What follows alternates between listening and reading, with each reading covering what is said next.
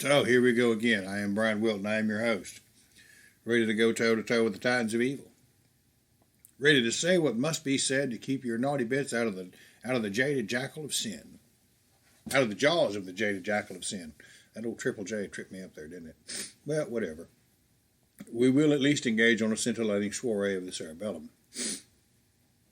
And we will do so by discussing the idea that originated with 19th century authors who were very much against the colonial efforts of Europe at the time, who made the profound statement that much of European mythology was too heavily Christianized to be considered a legitimate spirituality originating from the Germanic peoples. And yet these are the same jackasses that'll say, well, it's true, everything in Genesis about Noah and the flood is little changed from the Sumerian legend of the flood, just the names. Everything else is pretty much exactly the same.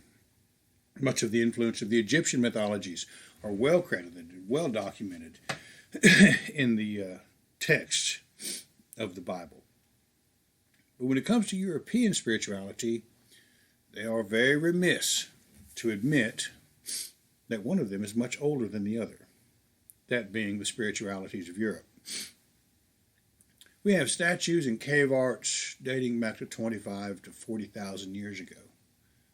We have remains in caves that predate the last interglacial period of 75,000 years ago.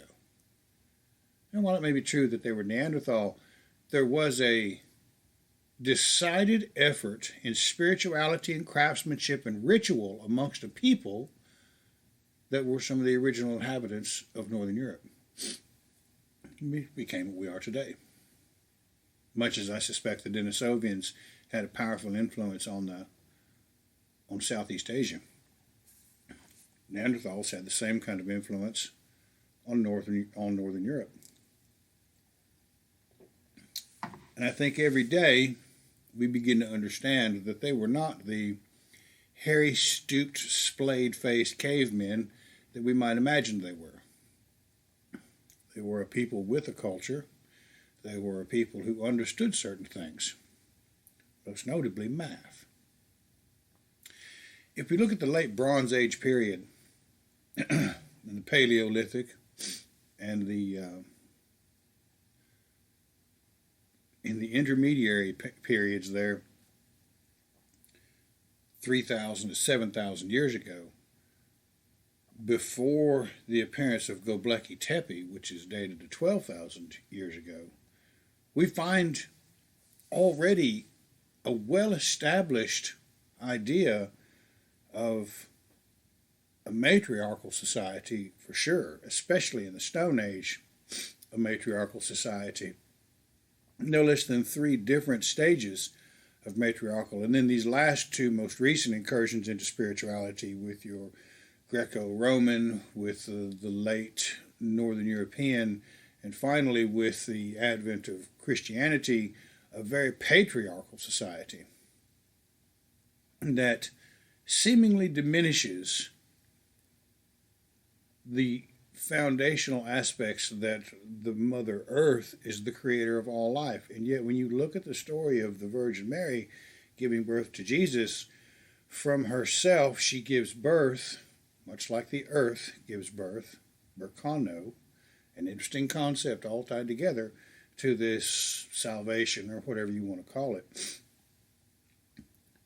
When you look at those things, begin to look across the spectrum, and I think it's very, very important that if you're going to be honest true, you've got to deviate from the established norms of David Lane's nonsense, or even this fucking National Socialist Jesus that people like to tout as legitimate,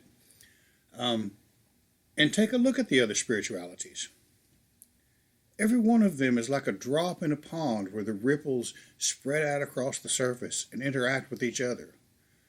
High ideas of mythological thought begin to become congruent with neighboring communities, and they spread out over time, over geography, and we find a spirituality in its final stages that is palatable to the people that live in that area on a daily basis, one that allows them to thrive, that being the most important thing.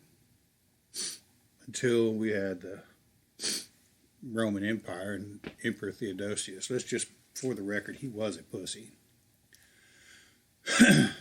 I think he was like a Roman Justin Trudeau. Yeah, that's exactly what he was.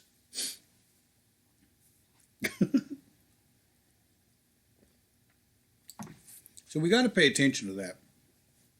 And the point in all of this has got to be, are you finding in this spirituality of Asatru what you need to become something more? I mean, it doesn't have to be some wild-ass out in left field or right field radical spirituality where you're eating shrooms and sitting in the grass cross-legged naked, or running through the trees naked, though, I mean, there are benefits to both of those things.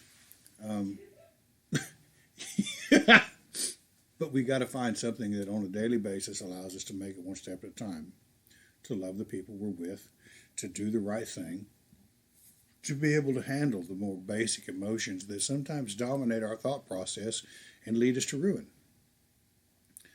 And that's got to be at the bottom of everything we do with regards to the cultivation of a powerful spirituality. I've said it many times. We strengthen our mind with reading and literature and math, and we strengthen our body with exercise. And yet we're terrified to strengthen our heart through the experience of love, and even more so to cultivate the ideas of spirituality that trust in something greater than ourselves. We can look at it in all different kinds of ways, and I've done quite a bit of work on all of those. We've got to find something that allows us to do that. Some of the wisest words an old woman ever said to me was, "I'd rather be happy than right." When are we going to choose to be happy? Now, that's a scary thought, because everybody's convinced that the world is out to get us, and they probably are.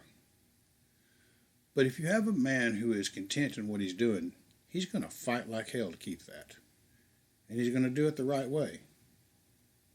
An uninspired, uninitiated savage, content to study the books of some 19th century scholar who has the ideas of kissing the ass of some government, either in agreement with or against colonial ideas of Europe, that ain't going to get you very far. You'll end up like the Noriana Society or Dave Martell and those dickheads. Always reading a book, but without any of the learning or wisdom that goes with it. So, having said all that, I ask you again, when are you going to make the decision that you'd rather be happy than right? Because you got to remember, at the end of the day, nobody really gives a fuck what your opinion is. Nobody. You going to be happy, or you going to be right? Because a happy man has what it takes to love the people he's with. A happy man has what it takes to get up under the hardest of circumstances and do the most mundane bullshit imaginable to make a living. A happy man is not going to get bogged down with the radical ideas that so fire the righteous indignation of individuals so they feel like they get confused for a spiritual experience. A happy man is going to enjoy a faith, just like our ancestors did, day in, day out, a household faith, an understanding, and the presence in your mind of each of those ideas that each of these gods represent in our lives. Why don't you try it and see if you have a little bit better progress?